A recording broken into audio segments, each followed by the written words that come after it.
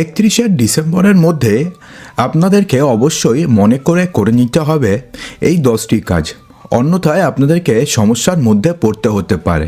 তো কোন কোন কাজ করতে হবে চলুন এক এক করে জেনে নিই। তো 31শে ডিসেম্বরের মধ্যে প্রথম যে কাজটি আপনাদেরকে করতে হবে প্রথমটা হচ্ছে পেনশন ভোগীদের জন্য, অর্থাৎ আপনাদের মধ্যে যারা যারা পেনশনার্স রয়েছেন অথবা আপনাদের বাড়িতে যারা যারা পেনশনার্স রয়েছে তাদেরকে অবশ্যই তাদের ফিজিক্যাল ভেরিফিকেশন অথবা তারা যে জীবিত রয়েছেন তার প্রমাণ 31শে ডিসেম্বরের মধ্যে গিয়ে দিতে হবে।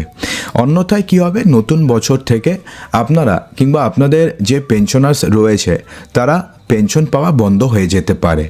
হ্যাঁ বন্ধুরা, সরকারের তরফ থেকে বলা হয়েছে যে যারা যারা নভেম্বর মাসের মধ্যে তাদের ফিজিক্যাল ভেরিফিকেশন অথবা তাদের লাইফ সার্টিফিকেট জমা করেননি তারা অবশ্যই মনে করে 31শে ডিসেম্বরের মধ্যে তাদের লাইফ সার্টিফিকেট মনে করে অবশ্যই জমা করে দেবেন, অন্যথায় নতুন বছর থেকে আপনাদের পেনশন বন্ধ হয়ে যেতে পারে। তো পেনশন হোল্ডাররা অবশ্যই এই মিত্র কিয়স্ক অথবা রাজীব গান্ধী সেবা কেন্দ্রে আঙ্গুলের ছাপের মাধ্যমে তাদের যে লাইফ সার্টিফিকেট তারা জমা করতে পারবেন।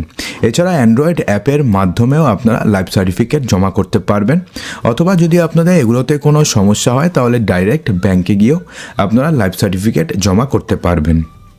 এরপরে যে কাজটি আপনাদের করতে হবে সেটা হচ্ছে, যদি আপনাদের কাছে রেশন কার্ড থাকে, সে আপনাদের কাছে SPHH, PHH, RKSY1 অথবা RKSY2 অর্থাৎ যে কোনো রেশন কার্ডই থাকুক না কেন, 31শে ডিসেম্বরের মধ্যে আপনাদের রেশন কার্ডের EKYC কিন্তু অবশ্যই আপনাদেরকে করে নিতে হবে।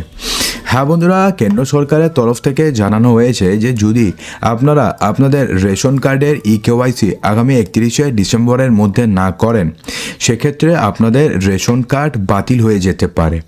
হ্যাঁ বন্ধুরা, কেন্দ্র সরকারের তরফ থেকে রেশন কার্ডের EKYC করার লাস্ট ডেট দেওয়া হয়েছে 31শে ডিসেম্বর 2024। এই 31শে ডিসেম্বরের মধ্যে আপনারা যদি EKYC করতে ব্যর্থ হন তাহলে সেক্ষেত্রে আপনারা রেশন কার্ডের মাধ্যমে কোনো কাজ করতে পারবেন না। অর্থাৎ রেশন কার্ড তো আপনাদের একটা পরিচয়পত্র বা অ্যাড্রেস প্রুফ হিসাবে আপনি ব্যবহার করতে পারেন।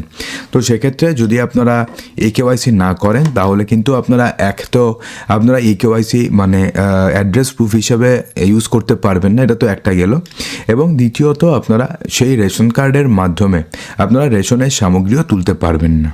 তো সেই জন্য যত তাড়াতাড়ি সম্ভব আগামী 31শে ডিসেম্বরের মধ্যে এই কাজটিকে করে নেবেন। যদি আপনাদের IDBI ব্যাংকে অ্যাকাউন্ট থাকে এবং যদি আপনারা বেশি রিটার্ন পেতে চান ফিক্সড ডিপোজিটে, তাহলে সেক্ষেত্রে 31 ডিসেম্বরের মধ্যে IDBI ব্যাংকের একটা স্পেশাল ফিক্সড ডিপোজিট স্কিম রয়েছে যেটার নাম হচ্ছে উৎসব ফিক্সড ডিপোজিট স্কিম। তো সেক্ষেত্রে যদি আপনারা ইনভেস্ট করেন তাহলে আপনারা নর্মাল ডিপোজিটের থেকে বা নর্মাল যে ফিক্সড ডিপোজিট রয়েছে তার থেকে বেশি রিটার্ন পাবেন। তাহলে সেক্ষেত্রে দেখে নিন যে উৎসব FD স্কিমে কী কী ইন্টারেস্ট রেট রয়েছে। যদি আপনারা 300 দিনের জন্য যদি আপনারা ফিক্সড ডিপোজিট করেন এবং সেক্ষেত্রে আপনি যদি জেনারেল গ্রাহক হন তাহলে 7.05% ইন্টারেস্ট রেট পাবেন, এবং যদি আপনারা সিনিয়র সিটিজেন হন তাহলে 7.55, 375 দিনের জন্য হলে 7.25 এবং সিনিয়র সিটিজেন হলে 7.75, 444 দিনের জন্য যদি আপনি সাধারণ গ্রাহক হয়ে থাকেন তাহলে সেক্ষেত্রে 7.35% ইন্টারেস্ট রেট পাবেন, এবং সিনিয়র সিটিজেন হলে 7.85, এবং 777 জনের আরও একটা স্পেশাল FDs রয়েছে যেক্ষেত্রে জেনারেল গ্রাহকরা 7.20% ইন্টারেস্ট রেট পাবে এবং সিনিয়র সিটিজেনরা পাবে 7.70%।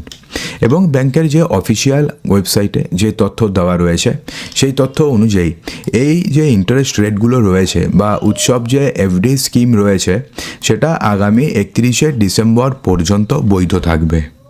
যে সমস্ত করদাতারা 2023-24 ফিনান্সিয়াল ইয়ারের বা অ্যাসেসমেন্ট ইয়ার 2023-24-25 জন্য ইনকাম ট্যাক্স রিটার্ন ফাইল করতে চান 31শে জুলাইয়ের সময়সীমা মিস করেছেন, তাদের বর্ধিত জরিমানা যদি আপনি এড়াতে চান তাহলে সেক্ষেত্রে 31শে ডিসেম্বরের মধ্যে আপনাকে ITR ফাইল করতে হবে। দেরি যদি করেন তাহলে সেক্ষেত্রে আপনাদের কিন্তু সমস্যা হতে পারে। অর্থাৎ যেই সমস্ত করদাতারা 2023-24 আর্থিক বছর এবং অ্যাসেসমেন্ট ইয়ার 2024-25 এর জন্য তাদের আয়কর রিটার্ন অর্থাৎ ITR দাখিল করতে ব্যর্থ হয়েছেন তাদের এখনও তারা আয়কর রিটার্ন ফাইল করার সে সুযোগ রয়েছে। তো সেক্ষেত্রে আপনারা যদি এখনও এই কাজটি না করেন তাহলে সেক্ষেত্রে আপনাদের 5,000 টাকা লেট ফি দিতে হবে। কিন্তু আপনারা 2023-24 আর্থিক বছরের বা অ্যাসেসমেন্ট ইয়ার 2024-25 আপনারা আইটিআর ফাইল করতে পারবেন।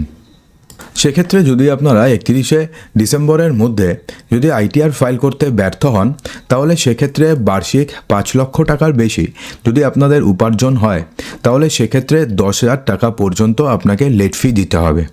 এছাড়া বিভিন্ন আইনি জটিলতার মধ্যেও আপনাকে পড়তে হতে পারে। এছাড়া ইনকাম ট্যাক্স ডিপার্টমেন্টের তরফ থেকে আপনাদেরকে নোটিশও জারি করতে পারে।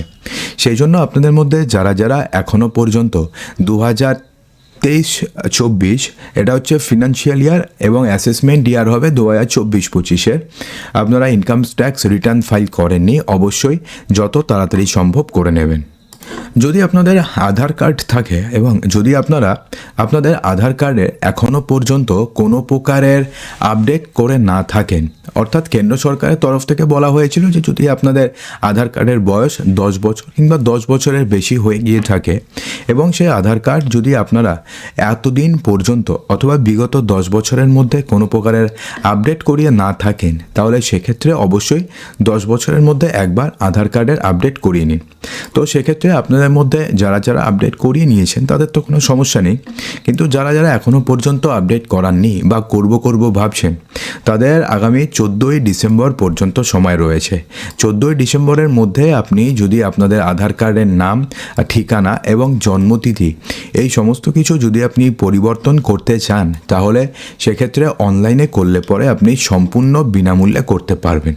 অর্থাৎ অনলাইনে করলে নর্মালি 50 টাকা থেকে 100 টাকা দিতে হয় একটা চার্জ, কিন্তু যদি আপনারা 14ই ডিসেম্বর পর্যন্ত করেন তাহলে সেক্ষেত্রে আপনাকে চার্জ দেওয়ার প্রয়োজন পড়বে না। কিন্তু 14 ডিসেম্বরের পরে করলে কি হবে, তো সেক্ষেত্রে কেন্দ্র সরকারের তরফ থেকে এখনও পর্যন্ত লাস্ট ডেট বাড়ায়নি ভিডিওটি করা পর্যন্ত। যদি বাড়ায় তাহলে আমরা আপনাদেরকে জানিয়ে দেব। কিন্তু আপনাদেরকে জানিয়ে দিই যে যদি আপনাদের আধার কার্ডের এমন কিছু পরিবর্তন করতে হয়, ধরুন আপনি বায়োমেট্রিকের পরিবর্তন করবেন অথবা ধরুন আপনি আপনার আইরিস স্ক্যানের পরিবর্তন করবেন, তো সেক্ষেত্রে তো আপনি আর অনলাইনে করতে পারবেন না, তার জন্য আপনাকে অফলাইনে আধার এনরোলমেন্ট সেন্টারে গিয়ে করাতে হবে। তো তার জন্য কিন্তু আপনাকে 50 টাকা একটা ফিস দিতে হবে। তো শুধুমাত্র কিন্তু 50 টাকাই ফিস দেবেন, এমনটা নয় যে আপনারা লাইন পাচ্ছেন না তো লাইন অনেক দূর আপনি তাড়াতাড়ি করার জন্য 500 টাকা দিয়ে দিলেন, এই সমস্ত কাজ করবেন না। এবং কেউ যদি আপনাদেরকে আধার কার্ডে ঠিক করার জন্য যদি আপনাদের কাছ থেকে টাকা চায় বা 50 টাকার পরিবর্তে যদি বেশি টাকা চায় তাহলে সেক্ষেত্রে কিন্তু আপনারা কমপ্লেন পর্যন্ত করতে পারবেন। তো তার জন্য কোথায় কমপ্লেন করবেন, আপনি গুগলে সার্চ করবেন যে আধার কার্ড কমপ্লেন বলে সার্চ করবেন, তো এখানে আপনি ওয়েবসাইট পেয়ে যাবেন, বিভিন্ন ফোন নাম্বার পেয়ে যাবেন, তো সেখানে জাস্ট ফোন করে কমপ্লেন করতে পারবেন যে অমুক এনরোলমেন্ট সেন্টারে আপনার থেকে টাকা চাওয়া হয়েছে। সেই সঙ্গে আধার কার্ড নিয়ে আরও একটা বড়সড় আপডেট রয়েছে, সেটা হচ্ছে আপনারা যদি এখনও পর্যন্ত আপনাদের আধার কার্ডের সাথে প্যান কার্ডের লিঙ্ক যদি না করিয়ে থাকেন তাহলে যত দ্রুত সম্ভব তত দ্রুত আপনারা আধার কার্ডের সঙ্গে প্যান কার্ডের লিঙ্কটা করিয়ে নিন। অন্যথায় কিন্তু আপনারা সেই প্যান কার্ড দিয়ে আপনারা এবারের যে ইনকাম ট্যাক্স রিটার্ন রয়েছে সেটা ফাইল করতে পারবেন না। এবং শুধুমাত্র যদি আপনারা রিটার্ন ফাইল করতে না পারেন তাহলে আপনাদের যে প্যান কার্ডটি রয়েছে সেটাকে ইনঅ্যাক্টিভ করে দেওয়া হবে। এবং প্যান কার্ড ইনঅ্যাক্টিভ হলে কি হতে পারে সেটা আপনারা সবাই জানেন। আপনি ব্যাংকে অ্যাকাউন্ট খুলতে পারবেন না, ব্যাংকের অ্যাকাউন্টে টাকা জমা করতে পারবেন না, টাকা একটা নির্দিষ্ট সীমার বেশি উইথড্রল করতে পারবেন না, অর্থাৎ প্রচুর কিছু সমস্যা রয়েছে। তো সেই জন্য অবশ্যই আপনাদের মধ্যে যারা যারা এখনও পর্যন্ত আধার কার্ডের সাথে প্যান কার্ডের লিঙ্ক করাননি যত দ্রুত সম্ভব করিয়ে নিন।